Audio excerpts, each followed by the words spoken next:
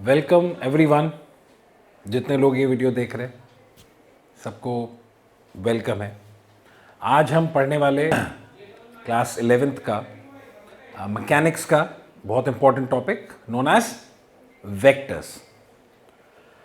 अब वेक्टर, मैं सीधे टॉपिक पे आता हूँ without wasting any time. Vector कह सकते हैं ना एकदम बेसिक, मतलब फिजिक्स का स्टार्टिंग चैप्टर की, जहाँ से हम जब मोशन को समझते हैं तो मोशन को समझने के लिए वेक्टर्स की रिक्वायरमेंट है। मतलब बिना वेक्टर पढ़े हम मोशन समझ ही नहीं पाएंगे, राइट। तो ये टॉपिक कितना इंपॉर्टेंट है कि ये टिप्स पे होना चाहिए आपके, और हर चैप्टर में फिजिक्स में वेक्टर मिलेंगे ही मिलेंगे आपको। क्लास 9-10 तक भी आप लोग डेफिनेशन तो पढ़ ही चुके हो। तो आज हम लोग एकदम बेसिक से स्टार्ट करते हुए टॉप तक जाएंगे, राइट। तो सबसे पहले बात करते हैं फिजिकल क्वांटिटीज की।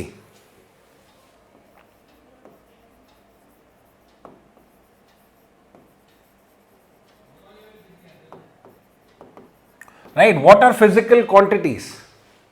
ऐसी quantities which have a measurement, quantities which can be measured, इनको बोलते हैं physical quantities. Basically quantities which can be measured, जिनकी वैल्यू कैलकुलेट की जा सके। तो ऐसी जितनी भी क्वांटिटीज होती हैं जिनकी हम वैल्यू कैलकुलेट कर सकते हैं, वो सारी क्वांटिटीज फिजिकल क्वांटिटीज बोली जाती हैं। एग्जाम्पल, ये मेरे हाथ में पेन है, इस पेन का वॉल्यूम मेजर कर सकता हूं, तो volume is a physical quantity. इस पेन का एरिया, सरफेस एरिया मेजर कर सकता हूं, तो surface area is a physical quantity. इसका कुछ वेट है, राइट, तो इसका जो वेट है उसकी भी कोई वैल्यू है, so that weight is a physical quantity. Pen is not a physical quantity, pen का वॉल्यूम, पेन का एरिया, पेन का वेट, ये सारी फिजिकल क्वांटिटीज हैं। तो ऐसी क्वांटिटीज जो मेजर की जा सकती हैं, जिनकी मैं वैल्यू निकाल सकता हूं, वो फिजिकल क्वांटिटीज हैं। अब जैसे हर किसी का नेचर है, अब किसी का नेचर अच्छा है, किसी का नेचर बुरा है, तो नेचर मेजर नहीं हो सकता है। तो नेचर एक फिजिकल क्वांटिटी नहीं है, राइट। हां, मैं रिलेटिवली बात कर सकता हूं, किसी का नेचर बहुत खराब है, किसी का नेचर बहुत अच्छा है। नेचर मतलब स्वभाव, तो ये फिजिकल क्वांटिटी नहीं हुई।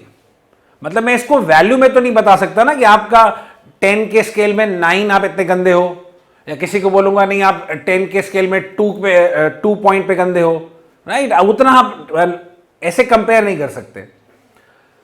सो ऐसी क्वांटिटीज जिनकी वैल्यू मेजर की जा सकती है वो फिजिकल क्वांटिटीज हैं, और वो दो टाइप्स में डिवाइडेड है। कैसे? फिजिकल क्वांटिटीज दो कैटेगरीज में डिवाइडेड है। एक है वेक्टर और एक है स्केलर। तो physical quantities are of two types, vector quantities and scalar quantities. अब हम लोग इन्हीं दोनों को डिटेल में पढ़ेंगे। तो क्लास 10 तक हमने पढ़ा है, मैं वो जितना पढ़ चुके हैं हम लोग, मैं सिर्फ उतना पहले बताता हूं, फिर हम लोग उसको डिटेल में पढ़ते हैं। तो हमने जो पढ़ा है कि भाई वेक्टर क्वांटिटी उसको बोलते हैं जिसके पास मैग्नीट्यूड हो और डायरेक्शन हो। स्केलर क्वांटिटी किसको बोलते हैं? जिसके पास सिर्फ मैग्नीट्यूड हो। तो इतना हम लोगों ने सीखा होता है कि भाई दो तरह की क्वांटिटीज होती हैं जो मेजर की जा सकती हैं, एक है वेक्टर और एक है स्केलर।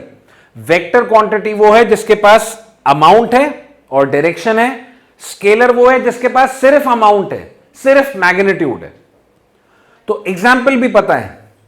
तो डायरेक्शन का मतलब क्या? ऐसी क्वांटिटी जिसको बताने के लिए मुझे डायरेक्शन की जरूरत पड़े। यानी मैं आपको धक्का दूं तो मुझे ये बताना पड़ेगा धक्का मैंने किधर दिया, राइट। मतलब अगर मैं आप पे फोर्स लगाऊंगा तो मुझे बताना पड़ेगा कि मैंने फोर्स कहां लगाया। तो ऐसी क्वांटिटीज जिनको बताने के लिए मुझे डायरेक्शन की जरूरत पड़े, ऐसी जितनी भी क्वांटिटीज होती हैं वो होती हैं वेक्टर क्वांटिटीज। यानी अगर मैं कार चला के जा रहा हूं कहीं और मुझसे बोला जाए कि मेरी वेलोसिटी कितनी है, तो वेलोसिटी पूछने का मतलब होता है मुझे बताना पड़ेगा कितने वैल्यू से जा रहा हूं और किस डायरेक्शन में जा रहा हूं। किसी बॉडी पे फोर्स लगाऊंगा तो यह जानना जरूरी है कि किस डायरेक्शन में लगा है, right. So there are quantities जिनको बताने के लिए डायरेक्शन की जरूरत पड़ती है, वो क्वांटिटीज वेक्टर होती हैं। और ऐसी क्वांटिटीज जिनमें डायरेक्शन होता ही नहीं है, मतलब जिनके लिए डायरेक्शन का कोई मतलब नहीं है, वो क्वांटिटीज होती हैं स्केलर। तो वेक्टर के एग्जाम्पल क्या क्या हुए? वेक्टर के एग्जाम्पल जो हम लोग पढ़ चुके हैं, फोर्स हुआ, velocity, displacement, acceleration and so on. ऐसे बहुत सारी क्वांटिटीज हैं। तो ऐसी क्वांटिटीज जिनके पास डायरेक्शन है, जिनको बताने के लिए मुझे डायरेक्शन की जरूरत पड़ती है। स्केलर जिनके पास सिर्फ मैग्नीट्यूड है, जिनका डायरेक्शन है ही नहीं। इसके एग्जाम्पल क्या हो सकते हैं? टाइम। टाइम के पास वैल्यू है, कोई डायरेक्शन है ही नहीं। भाई 6:30 बज रहे हैं, नॉर्थ में बज रहे हैं, ईस्ट में बज रहे हैं, इसका कोई मतलब थोड़ी ना है। तो 6:30 बज रहे हैं तो 6:30 बज रहे हैं, उसका कोई डायरेक्शन नहीं है। तो टाइम का कोई डायरेक्शन नहीं होता है, सिर्फ वैल्यू होती है। सिमिलरली टेम्परेचर का कोई डायरेक्शन नहीं होता है, मास कोई डायरेक्शन नहीं होता है। तो ऐसी जितनी भी क्वांटिटीज हैं जिनका डायरेक्शन नहीं है, मतलब आप कभी डॉक्टर को दिखाने गए तो उसने थर्मोमीटर आपके मुंह में लगाया और बोला आपका टेम्परेचर है 101 डिग्री, डिग्री सेल्सियस नहीं, डिग्री फ़ारेनहाइट। मतलब मैंने कई बार क्लास में ये सवाल पूछा है, जब बच्चे बहाना बनाते थे ना कि सर मुझे फीवर था मैं नहीं आ पाया, I used to ask them कि बेटा कितना फीवर था, तो बोलते हैं सर डॉक्टर ने मेजर तो किया और 101 बोला। तो मैं पूछता था 101 डिग्री मतलब 101 यूनिट क्या? तो बोलते हैं सर सेल्सियस। मतलब इतनी हंसी आती थी सब बच्चों को उस टाइम क्लास में। रीजन क्या है? जो हम लोग थर्मोमीटर्स में मेजर करते हैं वो फ़ारेनहाइट में होता है, सेल्सियस में नहीं होता है। अब सोचिए 101 डिग्री सेल्सियस कितना ज्यादा गर्म हो गया, इतना हमारी बॉडी गर्म नहीं हो सकती भाई, हम बचेंगे नहीं उतने टेम्परेचर पे अगर हम सेल्सियस में हैं तो। 101 डिग्री फ़ारेनहाइट होता है वो। ये मैं जनरल आपके लिए बता रहा हूं, मालूम होगा कई लोगों को, बट ये इंपॉर्टेंट है। ये दो तरह की क्वांटिटीज है, हमको इसको डिटेल में पढ़ना है, वेक्टर्स को हमको डिटेल में पढ़ना है। सो लेट्स सी कैसी क्वांटिटी है वेक्टर। तो सबसे पहले हम वेक्टर के डेफिनेशन पे आते हैं। तो हमने अभी डेफिनेशन देखी है बट वो कंप्लीट डेफिनेशन नहीं है। Let's see. सो डेफिनेशन क्या है वेक्टर की, ध्यान से सुनते हैं। वेक्टर क्वांटिटी उसको बोला जाता है which has magnitude and which has direction.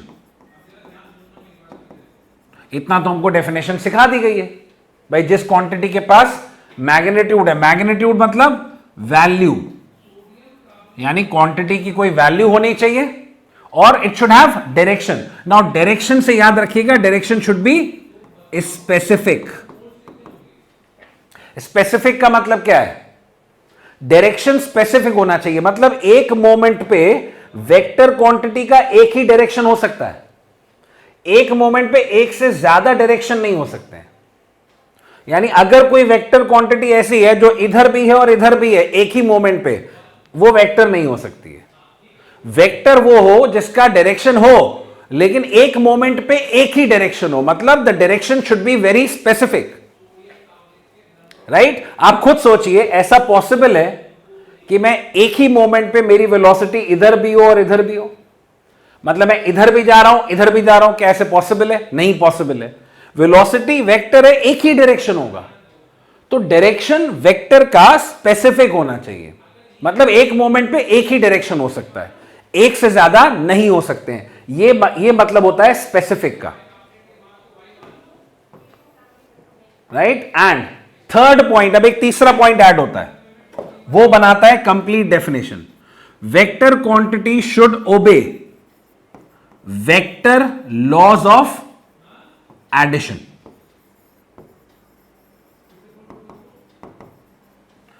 So a vector quantity should have amount, value, should have direction and should obey vector laws of addition. ये है complete definition of a vector quantity. तो जो quantity इन तीनों को satisfy करती है वो quantity vector होती है, right? इसमें से एक को भी obey नहीं किया, एक point को भी satisfy नहीं किया, तो that quantity is not a vector quantity. तो vector quantity should also obey vector laws of addition. तो कुछ लॉज होते हैं एडिशन के जो हम लोग आगे पढ़ेंगे और वो लॉज फॉलो होना बहुत जरूरी है. अगर वो लॉज फॉलो नहीं हुए तो that quantity is not a vector quantity, right? तो लेट्स सी कौन कौन सी ऐसी क्वांटिटीज हैं जो लगती हैं कि वेक्टर हैं लेकिन नहीं होंगी, क्योंकि वेक्टर होने की कंडीशन है कि तीनों सैटिस्फाई होने, अमाउंट भी, डायरेक्शन भी और वेक्टर लॉस फॉलो भी करने हैं. तो देयर आर सर्टेन एक्सेप्शंस. कुछ क्वांटिटीज हैं ऐसी जो लगता है वेक्टर है लेकिन है ही नहीं. कौन सी है? Let's see. सबसे पहला आता है करंट. अब करंट के बारे में जब हम पढ़ते हैं ना, तो करंट के बारे में हमें देख के क्या लगता है कि करंट वेक्टर होना चाहिए. क्यों? क्योंकि हम जब करंट को क्लास 10th में पढ़ते थे तो हमें यह पता था भाई इसका डायरेक्शन होता है. कैसे? याद करिए, सर्किट में एरो बना के दिखाते थे कि करंट बैटरी के पॉजिटिव से नेगेटिव की तरफ जाता है. ये सबको याद होगा. करंट का डायरेक्शन आई से रिप्रेजेंट करते थे और डायरेक्शन दिखाते थे. तो ऑब्वियसली हमको ऐसा देख के लगेगा कि करंट हैज डायरेक्शन. करंट की वैल्यू भी तो निकाली है, 5 एम्पियर, 4 एम्पियर. इसका मतलब करंट की वैल्यू भी होती है, यानी करंट का मैग्नीट्यूड भी है. तो करंट के पास डायरेक्शन है, करंट के पास वैल्यू है, तो ऑब्वियसली क्वांटिटी कैसी होनी चाहिए? वेक्टर. तो होनी वेक्टर चाहिए, राइट? लेकिन है नहीं. क्यों? It does not follow the vector laws of addition. जो लॉज होते हैं वेक्टर के एडिशन के लिए वो करंट ओबे नहीं करता है. वो लॉज क्या होते हैं वो आप आगे समझोगे, राइट? कि ये क्यों नहीं फॉलो करता है. तो current does not obey the vector laws of addition. इस वजह से, बिकॉज ये पॉइंट सेटिस्फाइड नहीं है, तो इसलिए current is not a vector quantity. ये टेंसर क्वांटिटी होती है जो आप लोगों को अपने कंपटीशन लेवल तक, एंट्रेंस एग्जाम के लेवल तक, बीट नीट और बीट आईआईटी नहीं पढ़ना है, तो उसमें जानने की जरूरत नहीं है. रिसर्च आईआईटी में जाके करें, नीट में जाके करें, रिसर्च अभी नहीं करनी है. So tensor quantities you do not need to know right now, but याद रखना है कि current is not a vector quantity. ऐसे ही एक क्वांटिटी और है, and that quantity is liquid pressure.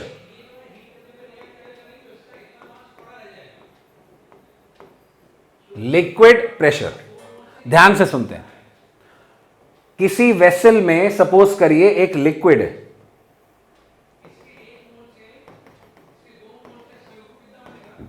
किसी वेसल में एक लिक्विड फिल्ड है जिसकी डेंसिटी है रो.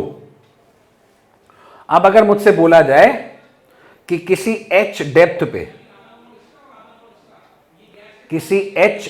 पे मुझे प्रेशर बताओ, यानी इस पॉइंट पे, पॉइंट P पे मुझे लिक्विड का प्रेशर चाहिए. हम सब जानते हैं फ्लूइड प्रेशर होता है, लिक्विड्स भी प्रेशर लगाते हैं, फ्लूइड्स यानी एयर भी प्रेशर लगाता है. सो लिक्विड का भी एक प्रेशर होता है. एंड नो डाउट प्रेशर की डेफिनेशन अभी भी वही है, चाहे लिक्विड लगाए चाहे सॉलिड लगाए. प्रेशर क्या होता है? Pressure is force acting per unit area. तो ये आप लोगों ने क्लास 9th और 10th में ये पढ़ रखा होगा कि लिक्विड प्रेशर कितना होता है, उसका फॉर्मूला होता है H रो G. ये कैलकुलेट करने के लिए फॉर्मूला है जहां पे H डेप्थ है, डेप्थ ऑफ द पॉइंट जहां पे प्रेशर निकालना है, rho density of the liquid, and G सबको पता है एक्सेलरेशन ड्यू टू ग्रेविटी. तो लिक्विड प्रेशर कैलकुलेट करने का ये फॉर्मूला है और जो वैल्यू आएगी वो पास्कल्स में आ जाएगी। इसका मतलब अगर फॉर्मूला है तो कोई वैल्यू आएगी कि नहीं आएगी? इसका मतलब लिक्विड प्रेशर के पास अमाउंट है, कुछ वैल्यू होगी। लेकिन लिक्विड प्रेशर की एक प्रॉपर्टी है, ध्यान से देखिएगा। और अगर आपने पास्कल्स लॉ पढ़ा है तो थोड़ा और अच्छे से इस बात को रिलेट कर पाएंगे। किसी भी पॉइंट पे जो लिक्विड का प्रेशर होता है, किसी भी पॉइंट पे जो लिक्विड का प्रेशर होता है, उसकी एक प्रॉपर्टी होती है, it acts equally in all the directions. यानी जो आप प्रेशर कैलकुलेट करोगे, it acts equally in all the directions. यानी किसी भी पॉइंट पे जो लिक्विड का प्रेशर होता है वो हर डायरेक्शन में लगता है। तो जो आपने प्रेशर निकाला है वो ये नहीं बोल सकते कि नीचे लग रहा है या ऊपर लग रहा है या लेफ्ट में लग रहा है, हर डायरेक्शन में इक्वली लगता है। मतलब अगर आप इधर खड़े होंगे तो वो प्रेशर इधर भी फील होगा, इधर खड़े होंगे तो इधर भी फील होगा। दैट मीन्स लिक्विड प्रेशर का कोई एक डायरेक्शन नहीं है। Liquid pressure has infinite directions. तो अगर एक क्वांटिटी के एक से ज्यादा डायरेक्शन हो गए तो वो वेक्टर कैसे हुई? So that means liquid pressure is not a vector quantity because direction specific नहीं है, right? So this is not a vector quantity. In fact ये कैसी है? टेंसर नहीं है। नो प्लीज, हर एक्सेप्शन टेंसर नहीं होगा। ये स्केलर बोला जाता है, that liquid pressure is scalar quantity. Direction है ही नहीं, इतने सारे हैं, कोई डायरेक्शन ही नहीं है इसका मतलब। तो लिक्विड प्रेशर को स्केलर क्वांटिटी माना जाता है बिकॉज हर डायरेक्शन में लगती है, right? So this is about कि वेक्टर को डिफाइन कैसे करते हैं। ये रही डेफिनेशन ऑफ अ वेक्टर। अब बात करते हैं कि भाई वेक्टर को हमें बेसिकली वेक्टर के ना न्यूमेरिकल प्रॉब्लम्स पढ़ने हैं कि वेक्टर्स ऐड कैसे करते हैं, वेक्टर सब्ट्रैक्ट कैसे करते हैं, वेक्टर मल्टीप्लाई कैसे करते हैं। लेकिन ये पढ़ने के लिए हमें कुछ थ्योरी सीखनी है कि भाई क्वेश्चन में कैसे दिया होगा। तो ये थ्योरी बनाई गई just for the sake of हमारा एक तरह से बताने में थोड़ा हेल्प करना कि भाई वेक्टर को इजीली कैसे लिखा जा सकता है। तो कुछ थ्योरी बनाई गई है, वो थ्योरी पढ़ते हैं। सबसे पहला, how do we represent a vector? एक वेक्टर को कैसे शो किया जाए? मतलब आप समझिए, अगर मुझे आपको बताना हो क्वेश्चन में कि एक क्वांटिटी है वो वेक्टर है, तो मैं बताऊं कैसे? मतलब या तो मैं पूरा पूरा स्टेटमेंट लिखूं कि भाई ये वेक्टर है। तो एक थ्योरी बनाई गई है for a better understanding. So it says that कि अगर एक वेक्टर को आपको रिप्रेजेंट करना है, यानी एक बहुत आसान तरीका एक वेक्टर को शो करने का, तो वो ये है कि आप जिस क्वांटिटी के सर पे ऊपर एरो लगा दोगे, वो क्वांटिटी को आशीर्वाद मिल जाएगा वेक्टर बनने का। यानी जिस क्वांटिटी के ऊपर एक एरो लग गया तो that quantity becomes a vector quantity. This is how we represent a vector. यही तरीका है रिप्रेजेंट करने का। सो एरो ये बताता है कि उस क्वांटिटी के पास डायरेक्शन है, लेकिन एरो डायरेक्शन नहीं बता रहा है। क्योंकि मैंने एरो अगर राइट में बनाया तो उसका मतलब ये नहीं है कि वेक्टर का डायरेक्शन राइट में है, लेकिन एरो से ऑब्वियसली एक इंफॉर्मेशन क्या मिल रही है कि उस क्वांटिटी के पास डायरेक्शन है। तो एक क्वांटिटी, जैसे ये अल्फाबेट है ए, ये अल्फाबेट ए किसी भी क्वांटिटी को रिप्रेजेंट कर रहा होगा, तो इसके ऊपर जब एरो बन गया तो ये मेरे लिए वेक्टर बन गया, राइट? अब मुझे बताने की जरूरत नहीं है कि ए क्वांटिटी कैसी है, it is a vector quantity. अगर एरो नहीं लगाएंगे और सिर्फ ए लिखेंगे तो ये क्वांटिटी मैं वेक्टर की तरह ट्रीट नहीं करूंगा। तो जितनी भी वेक्टर क्वांटिटीज आपको आज तक आपने देखी होंगी, उनमें कई बार आपने बुक्स में देखा होगा कि उनके ऊपर एक एरो लगा होगा। फोर्स वेक्टर है, उसके ऊपर एक एरो लगा होगा। फोर्स को एफ से शो करते हैं, वेलोसिटी को वी से रिप्रेजेंट करते हैं, उसके ऊपर एक एरो लगा है। एक्सेलरेशन वेक्टर होता है, उसके ऊपर एक एरो मिलेगा। तो जितनी भी वेक्टर क्वांटिटीज होती हैं उन सब के ऊपर एक एरो लगता है। एरो ये बताने के लिए कि वो क्वांटिटी वेक्टर है।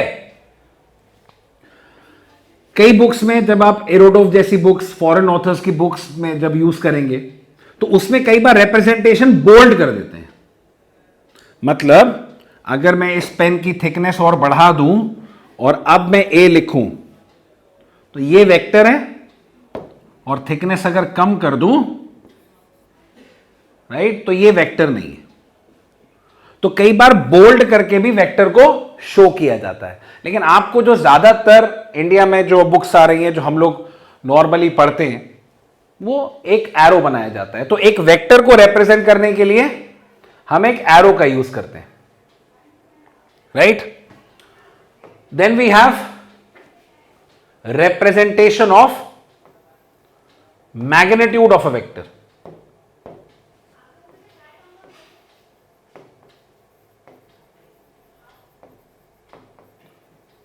So representation of magnitude. Now her vector के पास दो प्रॉपर्टी हैं, एक उसका अमाउंट और एक उसका डायरेक्शन। तो आखिर अमाउंट को कैसे दिखाया जाए, यानी मैं क्वेश्चन में कैसे बताऊं कि ये अमाउंट है और कैसे बताऊं कि ये वेक्टर है। तो अगर मुझे क्वेश्चन में मान लीजिए वेक्टर की वैल्यू बतानी है तो मैं वेक्टर को ऐसे दिखाऊंगा। लेकिन अगर मुझे क्वेश्चन में वेक्टर का मैग्नीट्यूड यूज करना है, उसका अमाउंट यूज करना है, तो उसको रिप्रेजेंट कैसे करें, तो उसके लिए तरीका सोचा गया है। क्या तरीका, कि मान लीजिए कोई वेक्टर है ए, इसके अगर अमाउंट को रिप्रेजेंट करना है उसके दो तरीके हैं। कौन से दो तरीके? पहला, अगर इस वेक्टर ए के बाहर दो लाइंस बना दे, दो दीवार, अगर इस वेक्टर के बाहर ऐसे दो लाइंस बना दे, तो इस एक्सप्रेशन का मतलब मैग्नीट्यूड ऑफ वेक्टर ए होता है, राइट। और इसको बोलते कैसे हैं? इसको बोलते हैं मॉड ए, मॉडुलस ए, इसको मॉड ए बोला जाता है। अब जिन लोगों ने मॉड फंक्शन पढ़ा है वो थोड़ा रिलेट कर पा रहे होंगे, जिन्होंने नहीं पढ़ा है टेंशन की कोई बात नहीं है, मैथमेटिक्स में पढ़ोगे। जस्ट दैट यहां पे आपको रिप्रेजेंटेशन याद रखना है। क्या? कि एक वेक्टर का अमाउंट कैसे रिप्रेजेंट करते हैं? दो लाइंस बना देते हैं, उस वेक्टर के बाहर दो लाइंस, ये रिप्रेजेंटेशन का मतलब होता है मैग्नीट्यूड। दूसरा, एक और तरीका है, अगर इस वेक्टर में से एरो हटा दो और सिर्फ ए लिखा हो, यानी एरो हटा दिया जाए और सिर्फ ए लिखा जाए, इसका मतलब भी होता है मैग्नीट्यूड। अब आपको समझ में आ रहा होगा एरो इंपॉर्टेंट क्यों है। तो अगर मैं यहां से एरो हटा दूं और सिर्फ ए लिखा हो, तो सिर्फ ए लिखा है तो उसका मतलब मैग्नीट्यूड ऑफ दैट वेक्टर होता है। और मैग्नीट्यूड कैसी क्वांटिटी होती है? स्केलर। तो ये कैसी क्वांटिटी हो गई? स्केलर। तो इसीलिए मैं आपसे बोलता हूं कि अगर एरो लगा है तो वो वेक्टर है, और एरो नहीं लगा है तो वो क्या है? स्केलर है। तो एक वेक्टर के अमाउंट को शो करने के दो तरीके हैं। पहला, मॉड ए, ये तरीका, या सिर्फ ए, ये तरीका। तो कई बार बुक्स में आपको मैग्नीट्यूड ऐसे मिलेगा, कई बार इस रिप्रेजेंटेशन से मिलेगा।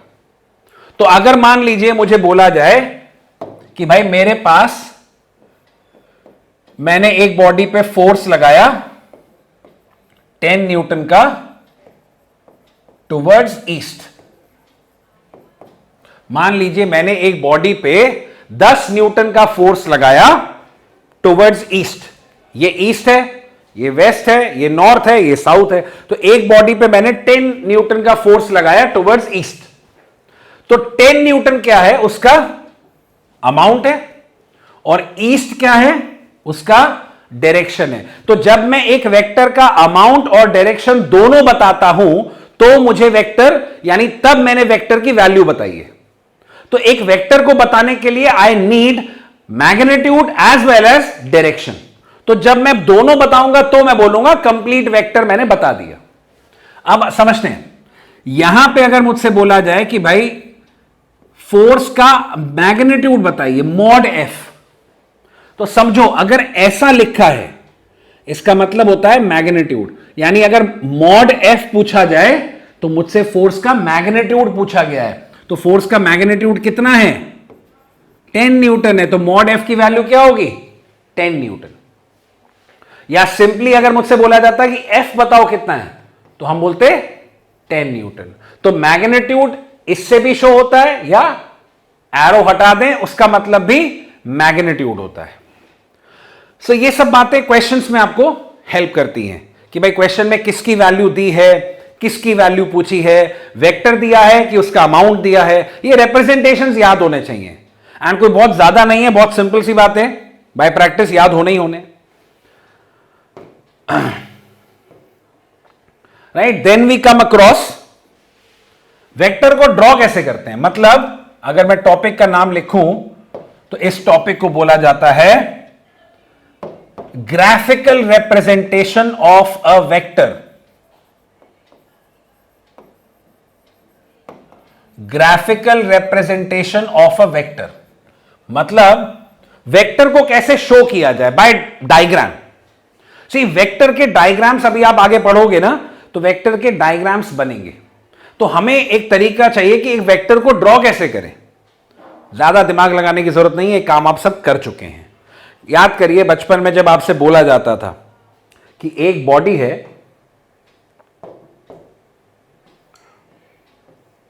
राइट, इस बॉडी पे 10 न्यूटन का फोर्स लग रहा है राइट में।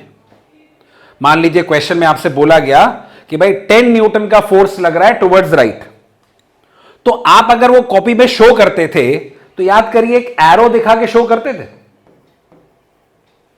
आप बताते थे कि एक बॉडी पे अगर राइट में फोर्स लग रहा है तो उसको कैसे शो करते थे, उस बॉडी में एक एरो बना देते थे।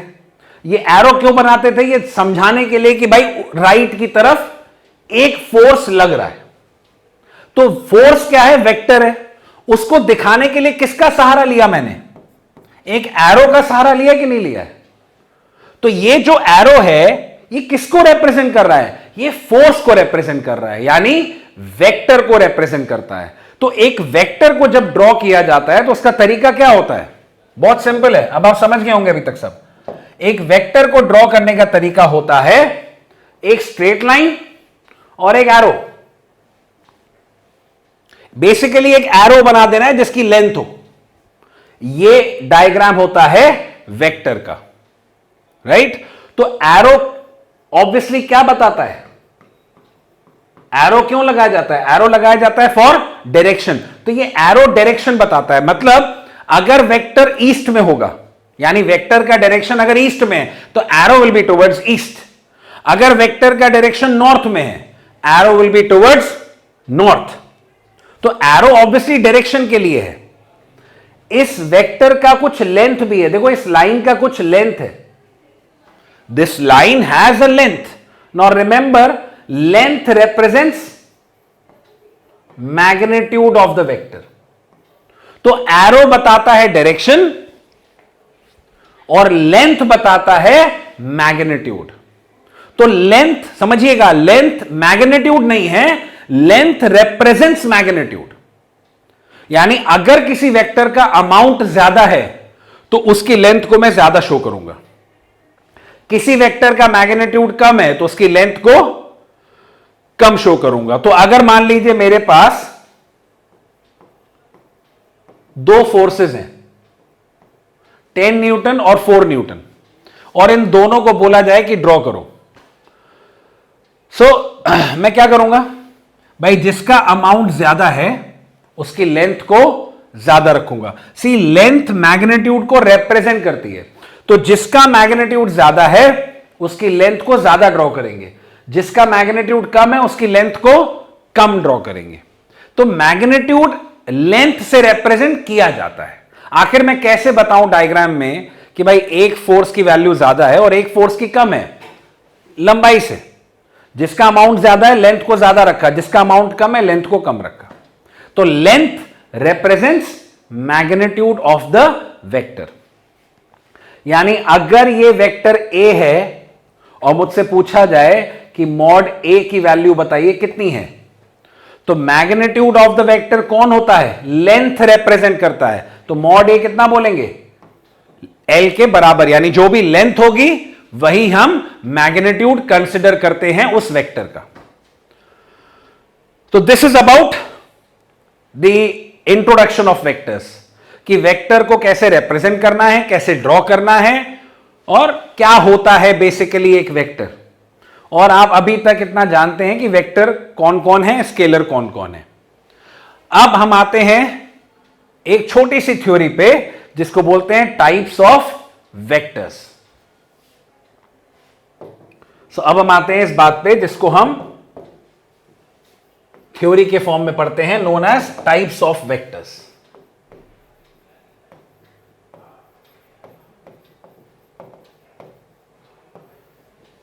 So there are certain types of vectors जो मुझे मालूम होने चाहिए ताकि मैं उस कैलकुलेशन पार्ट पे पहुंच पाऊं। हम लोग को अभी वेक्टर्स को ऐड, सब्ट्रैक्ट, मल्टीप्लाई करना है, राइट? तो वो करने के लिए मुझे कुछ थ्योरी है जो मालूम होनी चाहिए, हम उसी की बात कर रहे हैं। टाइप्स ऑफ वेक्टर्स समझते हैं। There are certain types of vectors जो मालूम होने चाहिए हमको। सबसे पहला है equal vectors.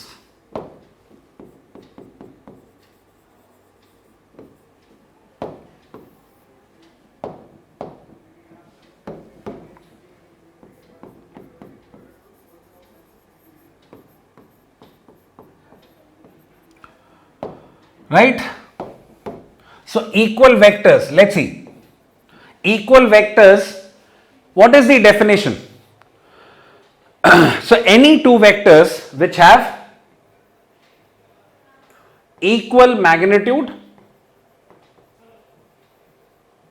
and pointing in same direction. Any two vectors having equal magnitude and are pointing in the same direction are known as equal vectors. Basically दो vector बराबर होने का मतलब दोनों प्रॉपर्टी सेम, अमाउंट भी सेम, डायरेक्शन भी same. तो अगर दो क्वांटिटीज में सब कुछ बराबर, अमाउंट और डायरेक्शन दोनों, तो वो इक्वल हो गए। यानी एग्जांपल देखते हैं कि मान लीजिए मेरे पास एक वेक्टर है ए और ये दूसरा वेक्टर है बी। दोनों वेक्टर पैरेलल है, तो दो पैरेलल लाइन हमेशा सेम डायरेक्शन में पॉइंट करती हैं, आपको मालूम होगा, राइट? तो two parallel lines always point in the same direction. तो अगर दो वेक्टर, दो लाइंस पैरेलल हैं और एरो देखिए एक ही तरफ है, तो इसका मतलब अगर ये दोनों पैरेलल हैं तो इनका डायरेक्शन सेम है,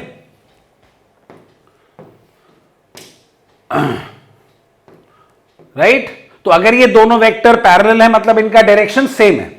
और मान लीजिए vector A has length L, vector B also has length L, दोनों वेक्टर का लेंथ बराबर है।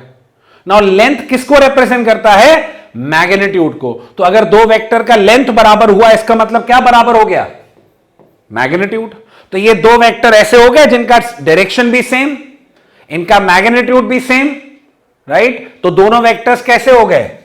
इक्वल, यानी ए और बी वेक्टर बराबर हैं, इन दोनों में कोई फर्क नहीं है, दोनों इक्वल वेक्टर्स हैं, यानी दोनों में कोई फर्क नहीं है। तो ये इक्वालिटी साइन तभी लगता है जब डायरेक्शन और अमाउंट दोनों सेम हो। तो कोई भी दो वेक्टर जिनका लेंथ सेम, राइट, और वो पैरेलल हो यानी सेम डायरेक्शन में, तो वो इक्वल वेक्टर्स होते हैं। अब ये बात बहुत आसान है, याद भी रहती है, बट एक छोटी सी बात जो मैं यहां पे जरूर बताना चाहूंगा आपको कि अगर मैं इक्वल करता हूं तो ये दोनों जो वेक्टर है ना, ये सेम क्वांटिटी को रिप्रेजेंट करने चाहिए। मतलब भाई मान लीजिए एक है फोर्स वेक्टर और एक है वेलोसिटी वेक्टर, दोनों सेम डायरेक्शन में, दोनों का लेंथ भी सेम। लेकिन क्या मैं ऐसा बोल सकता हूं कि फोर्स और वेलोसिटी वेक्टर इक्वल होंगे? नहीं। फोर्स एंड वेलोसिटी बराबर कैसे? गधा घोड़ा बराबर कैसे? तो दोनों क्वांटिटीज बराबर तभी हो सकती है ना जब वो दोनों एक ही क्वांटिटी हो। यानी दो वेक्टर्स इक्वल तभी हो सकते हैं ना जब दोनों एक ही क्वांटिटी को रिप्रेजेंट कर रहे हो, यानी दोनों वेलोसिटीज, दोनों एक्सेलरेशन या दोनों force. So one velocity and one force will not be equal. Right? मतलब फिजिक्स के अकॉर्डिंग इक्वल नहीं, जैसे ए और बी लिख रहे हैं, मुझे नहीं मालूम ए और बी क्या है, तो मैं इक्वल बोल सकता हूं, but still force and velocity equal नहीं कर सकते हैं। तो इक्वालिटी में भी यह बात ध्यान रखनी है कि एक ही क्वांटिटी के वो दो वेक्टर्स होने चाहिए। देन अब इसका एक छोटा सा एग्जांपल भी देख लेते हैं कहां पे हम इसको यूज कर सकते हैं।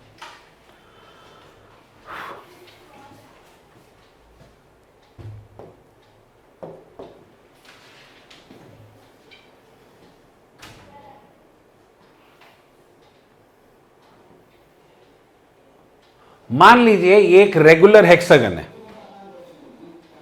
राइट? मान लीजिए एक रेगुलर हेक्सागन है और इस रेगुलर हेक्सागन में ये जो 6 साइड्स हैं ये 6 वेक्टर्स को रिप्रेजेंट करती हैं,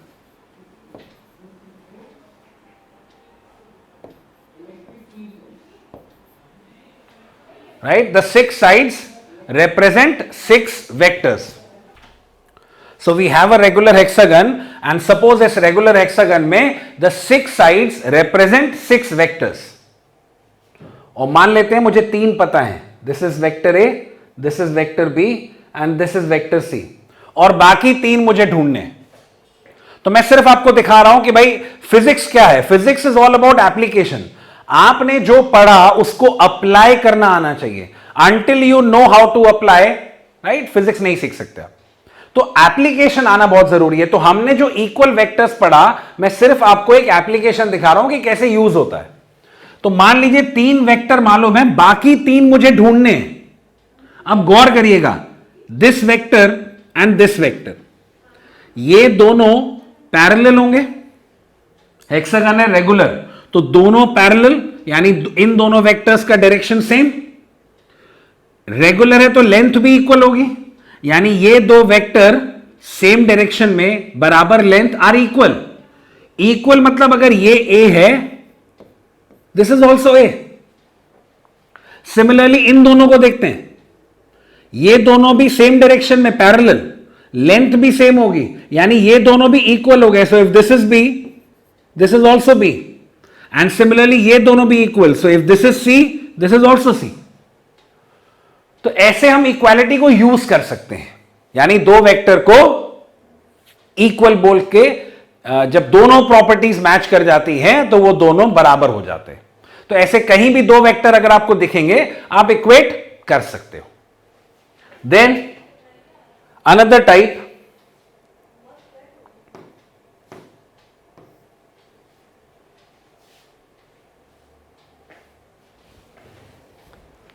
चला दो ना, गधा आया अंदर तो उसको अकल थोड़ी ना, गधे को आके देख के जाए। बीच में क्यों खोल के दरवाजा आता है खुल लेने सामान, यार 10 मिनट रुक भी सकता है क्या?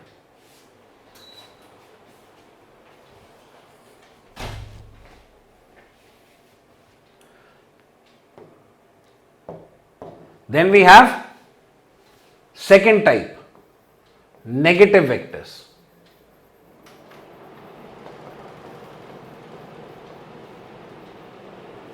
राइट, समझते हैं?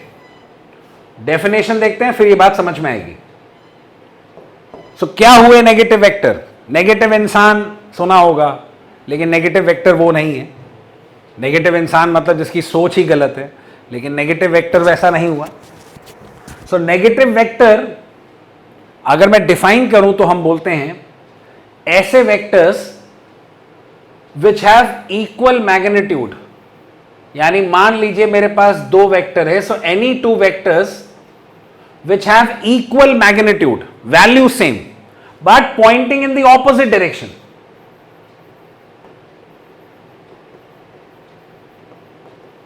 भाई ऐसे दो वेक्टर जिनका अमाउंट सेम है लेकिन are pointing in the opposite directions, ऐसे वेक्टर्स को बोला जाता है कि ये ऐसे वेक्टर्स एक दूसरे का नेगेटिव होते हैं। These are negative vectors, not equal.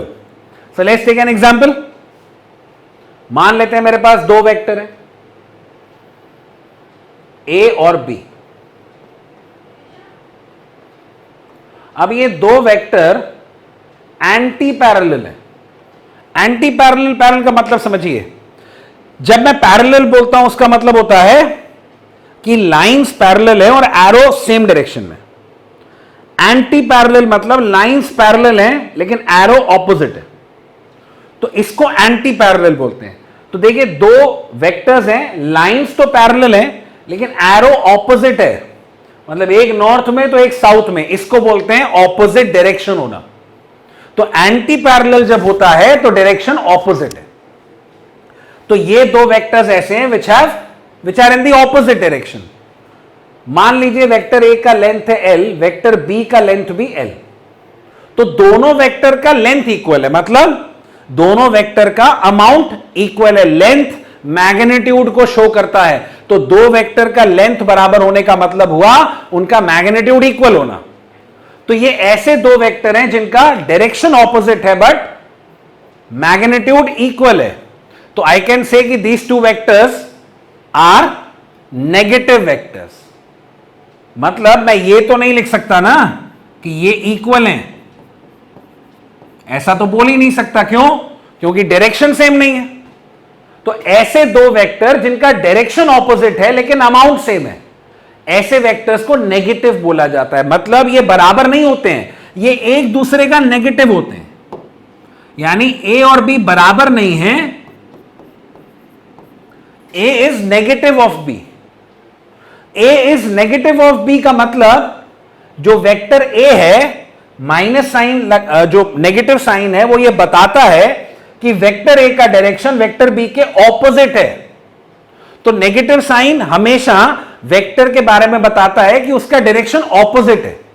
तो a equals to minus B का मतलब है कि direction of a is opposite to that of b। तो ये याद रखिएगा, फिजिक्स में नेगेटिव साइन हमेशा ऑपोजिट डायरेक्शन बताता है। तो ये दोनों वेक्टर एक दूसरे का नेगेटिव है, यानी ऐसे कोई भी दो वेक्टर अगर आपको दिखते हैं तो वो बराबर नहीं है, वो एक दूसरे का नेगेटिव है। यानी a equals to minus B या b equals to minus A, एक दूसरे का नेगेटिव है। इन शॉर्ट अगर ये a है तो b क्या है? b है माइनस ए। यानी अगर ये a है तो ये माइनस ए है। यानी डायरेक्शन पलटने से, डायरेक्शन ऑपोजिट होने से वेक्टर क्या बन जाता है? नेगेटिव बन जाता है। अब ऐसा आप लोगों ने हो सकता है कई बार बुक्स में देखा हो कि कई बार आप क्वेश्चन सॉल्व कर रहे थे और आंसर जो आया वो आया फोर्स की वैल्यू -60 न्यूटन। मतलब कई बार हमने क्वेश्चन में देखा होगा कि हमने वैल्यू कैलकुलेट करी वेक्टर की, यानी मान लीजिए फोर्स निकाला और वो नेगेटिव आ गया। अब थोड़ा दिमाग लगाते हैं, अगर फोर्स -60 आता है न्यूटन, तो सोच के देखिए क्या मैं -60 फोर्स लगा सकता हूं? मतलब क्या मैं -60 का फोर्स लगा सकता हूं? नहीं। मैं फोर्स कितने का लगा सकता हूं भाई? मैं तो फोर्स 60 का लगाऊंगा ना। माइनस साइन क्या बता रहा है? कि डायरेक्शन ऑपोजिट में लग रहा है,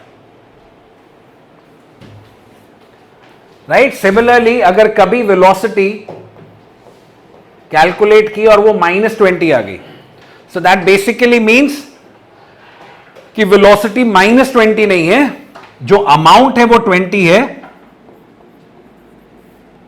राइट। नेगेटिव साइन उसका डायरेक्शन बता रहा है कि -20 मतलब इन दी ऑपोजिट डायरेक्शन। सो ऐसे वेक्टर्स को हम नेगेटिव वेक्टर्स बोलते हैं। तो इन शॉर्ट माइनस साइन मतलब ऑपोजिट डायरेक्शन। जब भी साइन ऑपोजिट होता है तो एक नेगेटिव साइन लगा दिया जाता है। तो नेगेटिव साइन आपको इंफॉर्मेशन देता है कि डायरेक्शन ऑपोजिट है। इसका भी एक छोटा सा एग्जांपल देख लेते हैं। मान लीजिए एक रेगुलर हेक्सागन है,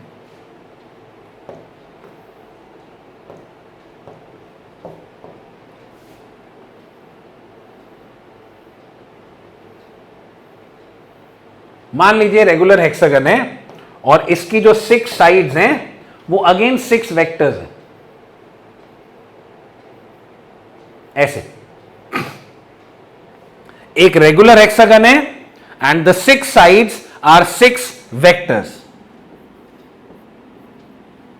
और फिर मुझे ये 3 मालूम है, मतलब ये 3 वेक्टर्स मुझे मालूम है और बाकी 3 मुझे ढूंढने हैं। भले ये रेगुलर नहीं लग रहा हो, ये रेगुलर मान रहे हैं, राइट। तो ये एक रेगुलर हेक्सागन है जिसकी सारी साइड्स इक्वल, और सारे साइड्स, सारी जो 6 साइड्स हैं वो 6 वेक्टर्स हैं। अब ये 3 मुझे मालूम है, ये 3 मुझे ढूंढने हैं। तो अब देखते हैं, इन दोनों को देखिए, सेम मैग्नीट्यूड होगा, मतलब डायरेक्शन सेम होगा, सॉरी सेम, इन दोनों वेक्टर्स को देखिए, इनका लेंथ इक्वल होगा, मतलब मैग्नीट्यूड सेम, लेकिन डायरेक्शन देखिए, they are pointing in opposite direction. तो ये दोनों वेक्टर इक्वल मैग्नीट्यूड है but are pointing in opposite direction, मतलब दीज आर बेसिकली नेगेटिव। यानी if this is A, this is minus A, right. Similarly इन दोनों को देखते हैं, ये दोनों बराबर लेंथ लेकिन मैग्नीट्यूड बराबर, लेंथ अमाउंट इक्वल लेकिन डायरेक्शन ऑपोजिट। तो ये दोनों वेक्टर्स भी कैसे हुए एक दूसरे का नेगेटिव। तो if this is B, this is minus B. इन दोनों को देखते हैं, सेम मैग्नीट्यूड क्योंकि लेंथ सेम लेकिन direction opposite. So if this is C, this is minus C, minus C. तो ऐसे यूज कर सकते हैं, राइट। तो कभी भी ऐसे दो वेक्टर दिखते हैं जिनका डायरेक्शन ऑपोजिट होगा, तो ऑपोजिट डायरेक्शन को शो करने के लिए क्या लगाया जाता है, नेगेटिव साइन। इतना मैं मान के चल रहा हूं क्लियर हो गया होगा, बहुत सिंपल सी बात करी अभी हमने। तो ये कुछ हमने बेसिक टाइप ऑफ वेक्टर देखे। So third type is a vector multiplied by a scalar.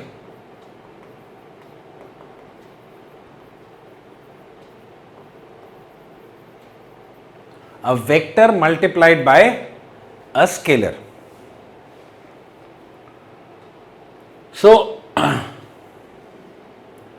मान लीजिए मेरे पास एक वेक्टर है ए,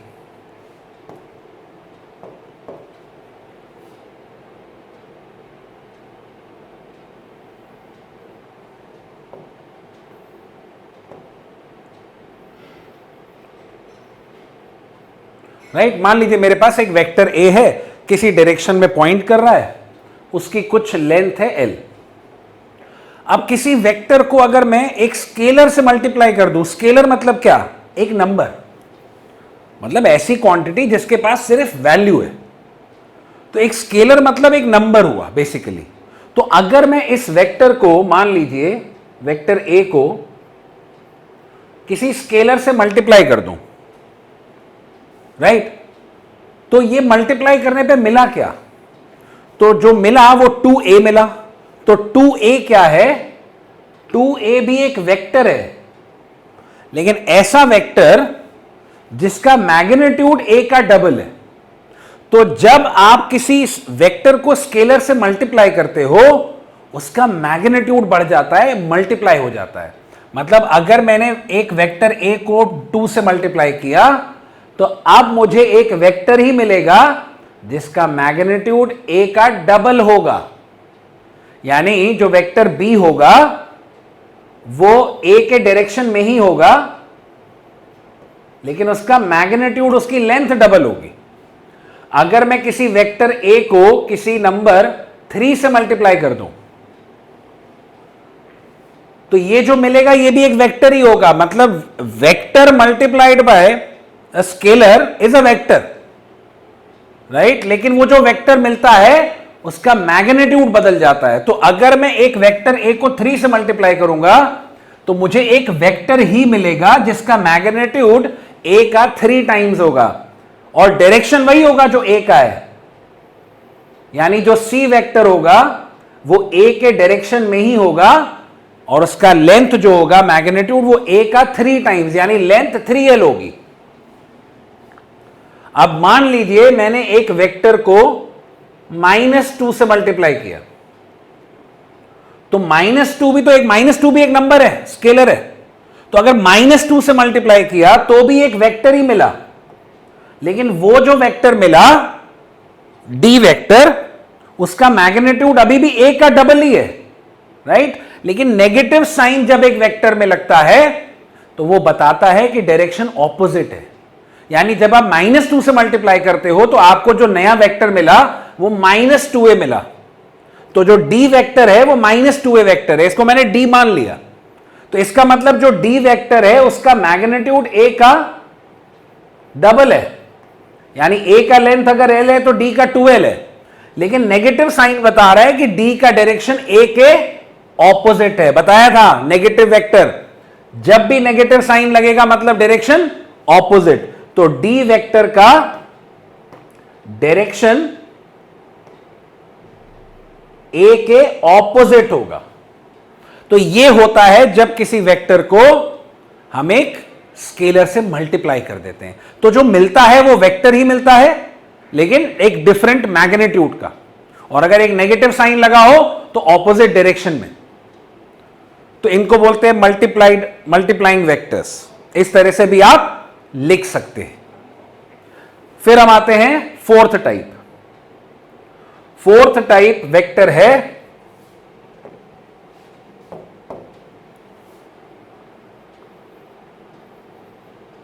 यूनिट वेक्टर।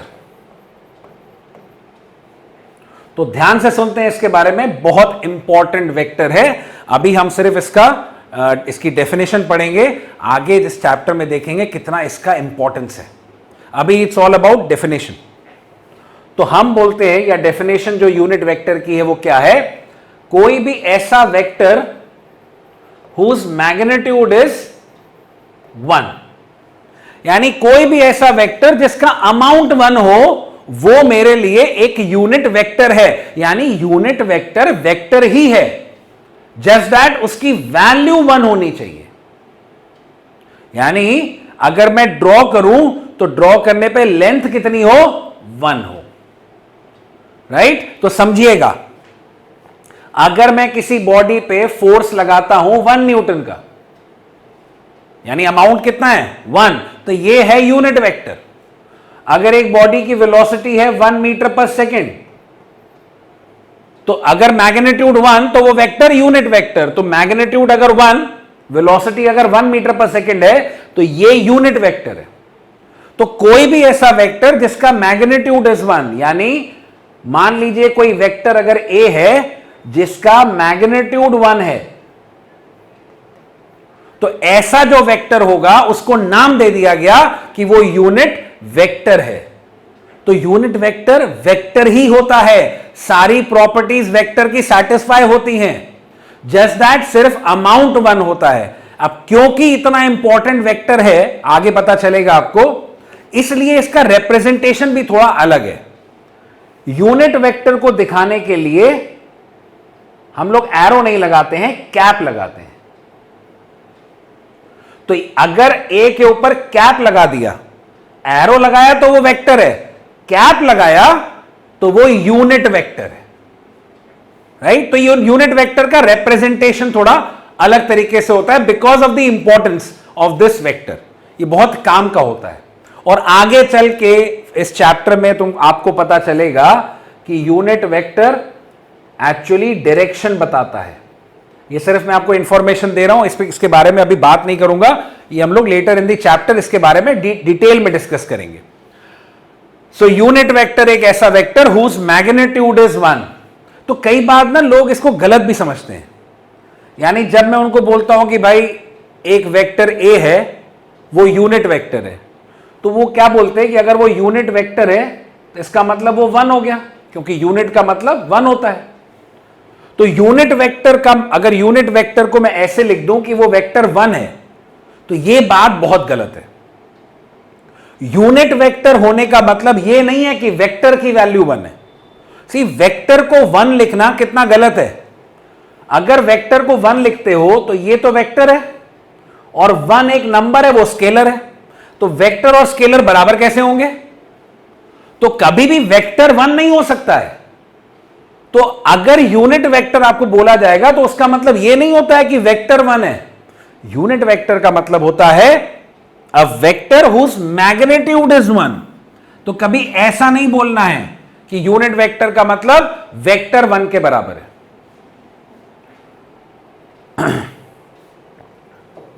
फिर आता है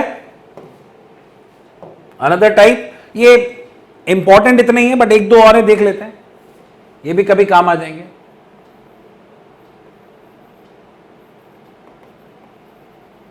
कोलिनियर वेक्टर्स।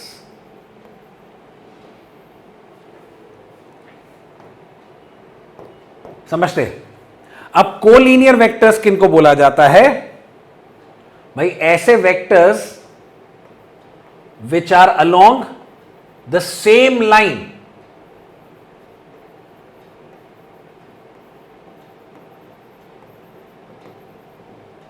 ऐसे जितने भी वेक्टर्स एक ही लाइन में होते हैं, एक लाइन के अलोंग होते हैं, वो सारे कोलिनियर होते हैं। को मतलब क्या होता है? सेम। लीनियर मतलब लाइन, यानी एक ही लाइन के अलोंग जो वेक्टर्स होते हैं वो कोलिनियर होते हैं। जैसे parallel vectors, anti parallel vectors. सी मान लीजिए मैंने दो वेक्टर आपको दिखाए भाई, एक वेक्टर ये है, अब ये मान लीजिए एक्स एक्सिस में पॉइंट कर रहा है, और ये एक वेक्टर है, ये भी एक्स एक्सिस में लेकिन नेगेटिव एक्स एक्सिस में, तो है तो एक ही लाइन में। तो ऐसे जितने भी वेक्टर्स होंगे जो एक ही लाइन में होंगे, एक ही लाइन के अलोंग, वो सारे कोलिनियर हैं। तो equal vectors collinear, negative vectors collinear. तो जितने भी वेक्टर्स इस लाइन के अलोंग होंगे ये सारे कोलिनियर हैं, क्योंकि एक ही लाइन के अलोंग है, यानी सारे एक्स एक्सिस में, चाहे नेगेटिव चाहे पॉजिटिव। इसी तरह जितने वाई एक्सिस में होंगे वो सारे कोलिनियर है। लेकिन जो एक्स में और जो वाई में है ये कोलिनियर नहीं है, क्योंकि ये सेम लाइन के अलोंग नहीं है। तो ऐसे वेक्टर्स को नाम दे दिया गया these are collinear vectors. Right, फिर आता है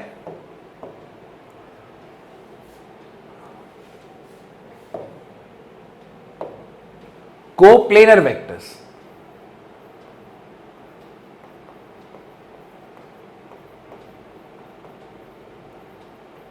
राइट, सो कोप्लेनर वेक्टर्स क्या होते हैं? अब क्लास 11th में आप लोग जब शायद 12th में पढ़ें, जब आप प्लेन्स पढ़ेंगे तो आपको ये बात थोड़ा और बेटर समझ में आएगी, बट मैं कोशिश करता हूं फिजिक्स में समझाने की, ये बात मालूम होनी चाहिए हम लोग को फिजिक्स पढ़ते समय। प्लेन क्या होता है? सी, प्लेन जो होता है वो बहुत सारी लाइन से मिलकर बना होता है। जैसे ये जो हमें इंटरैक्टिव पैनल दिख रहा है, इंटरैक्टिव जो बोर्ड है, ये पूरा एक प्लेन है। इस पूरे को मैं एक प्लेन बोलूंगा। तो आप जिस रूम में बैठे हैं उसमें 6 प्लेन्स हैं, तो हर वॉल एक प्लेन है। राइट, तो हर वॉल एक प्लेन क्यों? क्योंकि ये सारी वॉल लाइन से बनी है। तो प्लेन जो होता है बहुत सारी लाइन से मिलकर बना होता है, तो ये एक प्लेन है। तो मैं आपको दिखाता हूं कि भाई मान लीजिए एक्स वाई जेड, ये 3 एक्सिस हैं। तो जेड दिखाया ऐसे जाता है क्योंकि 3D डायग्राम बना नहीं सकते हम लोग, लेकिन जेड का मतलब क्या होता है? वो लाइन बाहर आ रही है।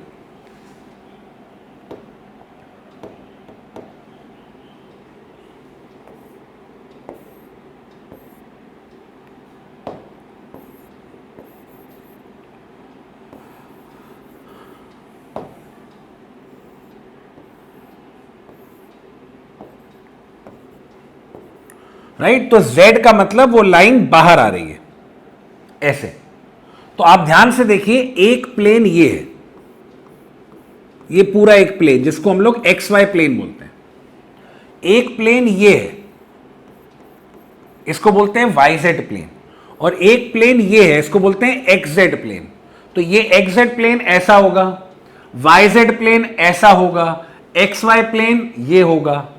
तो कोप्लेनर वेक्टर्स, ऐसे बहुत सारे प्लेन्स होते हैं। ये मैं आपको 3 एग्जांपल दिखा रहा हूं कि ये 3 प्लेन आपको दिख रहे हैं। ऐसे बहुत सारे प्लेन्स होते हैं। तो कोप्लेनर वेक्टर्स कौन हुए?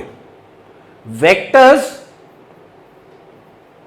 विच लाई इन सेम प्लेन। भाई ऐसे वेक्टर्स जो एक ही प्लेन में होंगे वो सारे कोप्लेनर होते हैं। मतलब अगर मान लीजिए कि अगर मैं इस बोर्ड की बात करूं, तो ये जो बोर्ड है, ये बोर्ड कौन सा प्लेन है? ये बोर्ड XY प्लेन है। देखिए ये x, ये y, ये बोर्ड एक्स वाई प्लेन है, इसका एक साइड x, एक साइड y, तो ये बोर्ड एक्स वाई प्लेन है।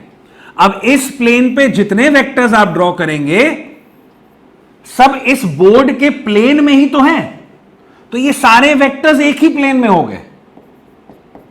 तो इस बोर्ड पे जितने भी वेक्टर्स होंगे वो सब एक ही प्लेन में होंगे, तो उन सारे वेक्टर्स को कोप्लेनर बोला जाएगा, एक ही प्लेन में है। देखिए, लेकिन अगर मैं एक वेक्टर ऐसे बाहर निकाल लूं, बाहर की तरफ, इसका प्लेन अलग है, ये इस प्लेन में कहां है, तो फिर अब अगर मैं इसको भी कंसिडर करूंगा तो सारे कोप्लेनर नहीं है। लेकिन अगर मैं सिर्फ इनको देखता हूं जो सिर्फ इस बोर्ड में लाई कर रहे हैं, वो कोप्लेनर है। कोई एक दूसरा वेक्टर जो बाहर की तरफ आ रहा है, इसका प्लेन कुछ और है, ये किसी और प्लेन में है, ये सब एक ही प्लेन में है, तो ये सारे कोप्लेनर वेक्टर्स हैं। तो फिलहाल आगे बढ़ने के लिए हमको इतने टाइप्स ऑफ वेक्टर्स की जानकारी होनी जरूरी थी। यहां से हम आएंगे on the numerical part, and that is addition of vectors, the most important part of mechanics, जहां से हमारा फिजिक्स शुरुआत होती है वेक्टर्स को ऐड करने से। तो ये हम लोग नेक्स्ट लेक्चर में पढ़ेंगे। आई होप इतना समझ में आया होगा। Doubts and queries are always welcome, right. तो हम लोग डाउट्स भी डिस्कस करेंगे और नेक्स्ट लेक्चर में हम स्टार्ट करेंगे with addition of vectors. Thank you.